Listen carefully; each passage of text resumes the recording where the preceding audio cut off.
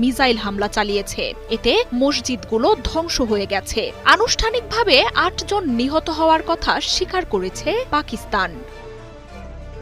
জবাব দিতে তৈরি হয়েই ছিল পাকিস্তানি বাহিনী। রাত ২টার পরই ভারতীয় ভূখণ্ডে পাল্টা আক্রমণ চালায় ইসলামাবাদ। কয়েক ঘণ্টার ব্যবধানে ভারতের অন্তত ৫টি সামরিক বিমান ধ্বংসের বার্তা দেন পাকিস্তানের তথ্যমন্ত্রী আতাউল্লাহ তারার। আখনুর, আম্বালা, বার্নালা নিশ্চিত করেছে পাকিস্তানের আইএসপিআর।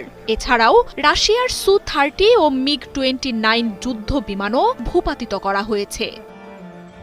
যুদ্ধবিমান ছাড়াও ভারতের ড্রোনের বহর ধ্বংসের কথাও জানিয়েছে পাকিস্তানি বাহিনী। হামলায় ধ্বংস হয়ে গেছে লাইন অব কন্ট্রোলের ভারতীয় সেনা চেকপোস্টগুলোও। এমনকি কাশ্মীরে ভারতীয় বাহিনীর ব্রিগেড হেডকোয়ার্টার ধ্বংসের কথাও নিশ্চিত করেছে পাকিস্তান। ভারতের